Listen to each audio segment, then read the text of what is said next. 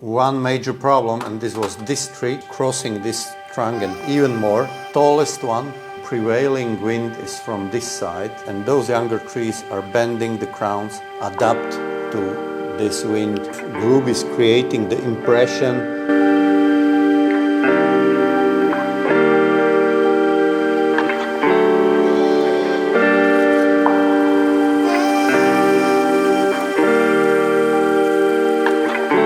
Recipe of top dressing.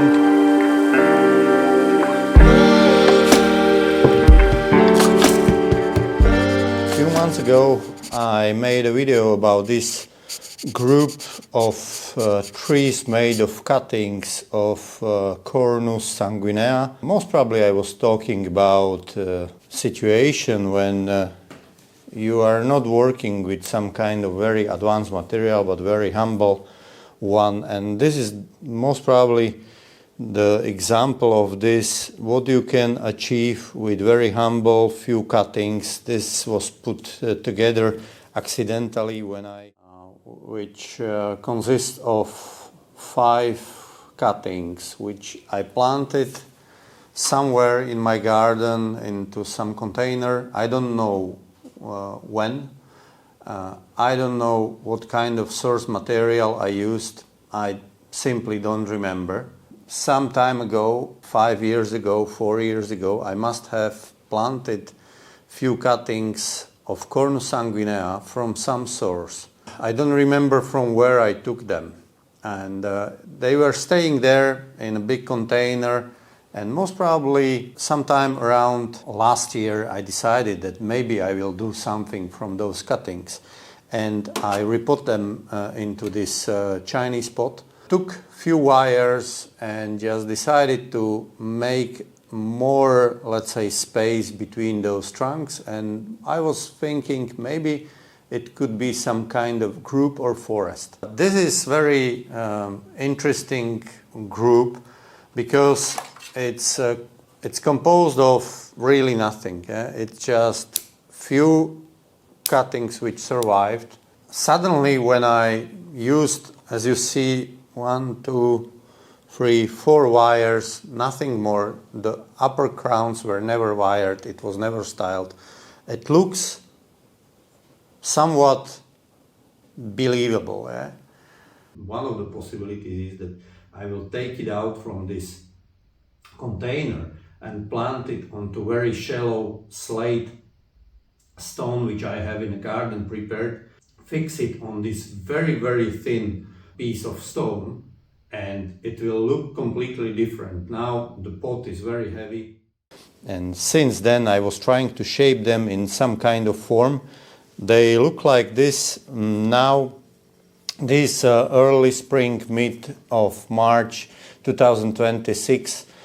And in autumn I found a good source of this kind of slate stone, and I brought home several of those kind of slabs, different shapes, different lengths.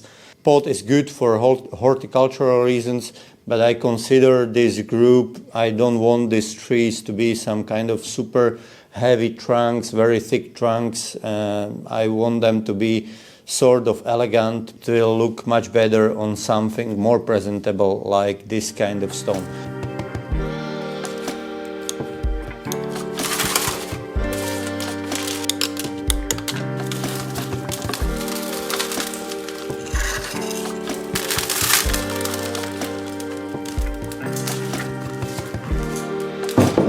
After a few years, most probably after 2 years in this pot, it's completely full of roots already, which is a good sign.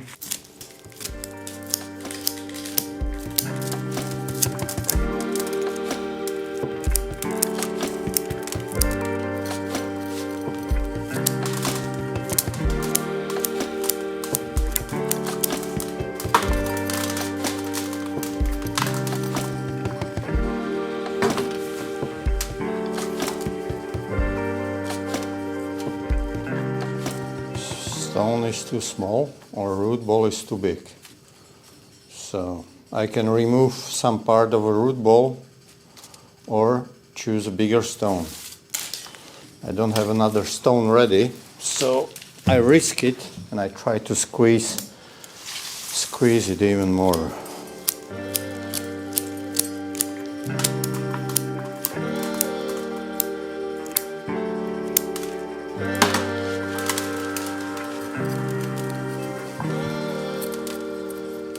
Doing that, I'm thinking about if you have sometimes feeling that you are going too far, and I have this feeling quite often doing this kind of root work and asking myself, is it too much, or the tree will survive or not?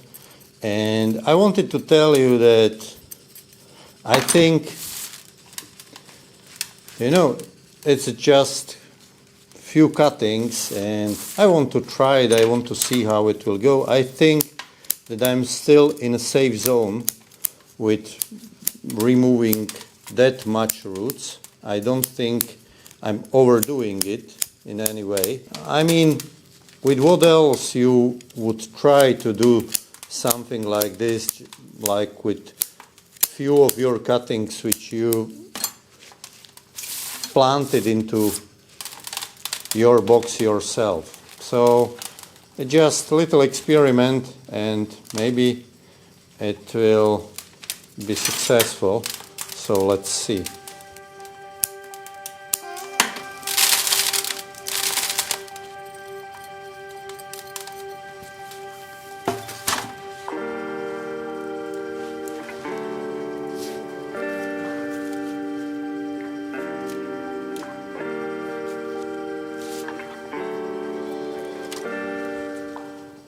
So this will be most probably better front. So something like this, maybe.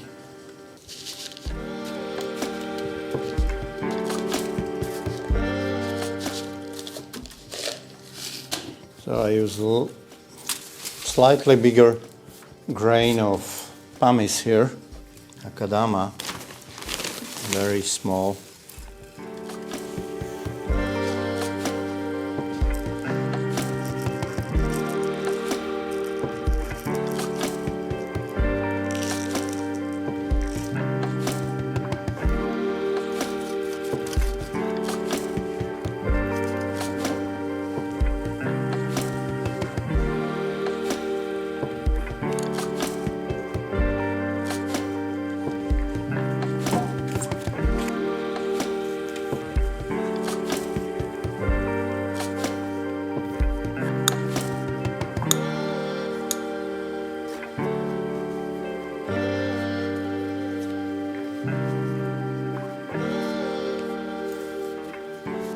Adding one more wire, thicker one, because it's not holding firmly in place and I'm afraid it will move too much.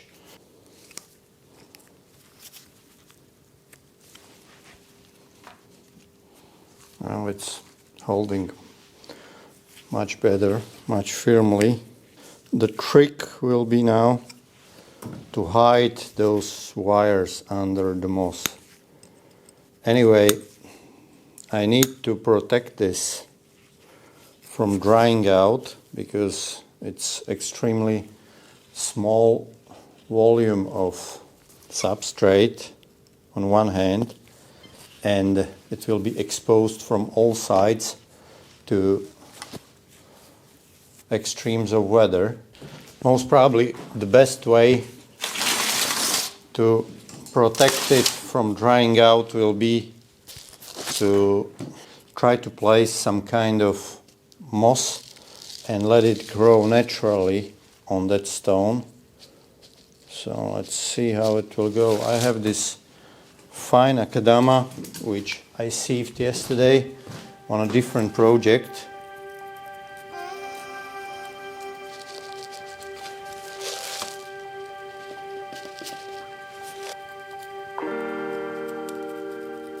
I don't have kettle. Usually, and this stuff is done with something like kettle or with soil from the pond or something like this. I use a little bit of fine akadama.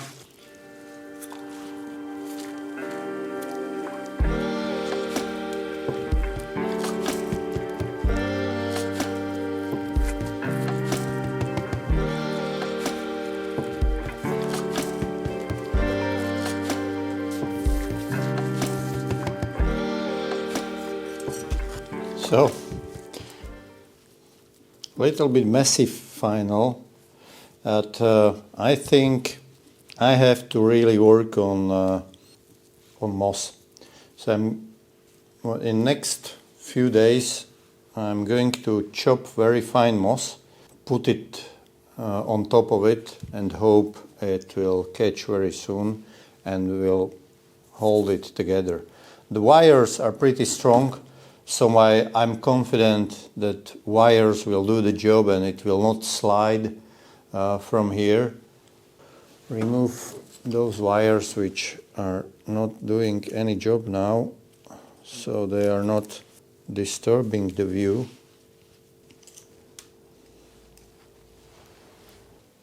It's a few days since I repotted this Cornus Sanguinea group on this stone, but still we are not experiencing very rainy weather, but it could come, and in case it will be not protected with some kind of layer of moss, it most probably will be washed away very quickly if not protected. So I made a mix of sphagnum moss, fresh moss and coconut husk. Made a recipe of top dressing, which I will try to apply here, and most hopefully it will provide protection and it will grow new moss on the surface. So we will see how it will actually look like. I have a feeling that birds in my garden will have no problem with dismantling it, so at the end I will have to protect it with plastic mesh or with something so they are not going into that.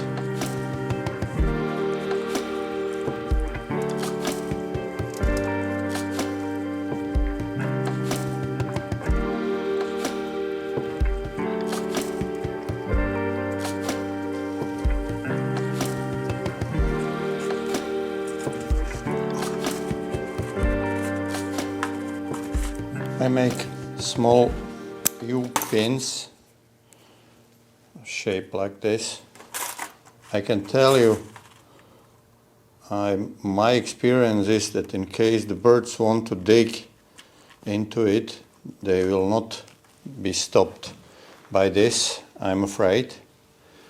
But I'm hoping for natural moss to be grown from dry moss, which is in the mixture of top dressing, and I'm hopeful that in case the moss it will be very hard for them to dismantle it. Yeah. So it's done. Let's see in 3-4 weeks the new moss can be there. We will see. Thank you very much for watching. See you next time.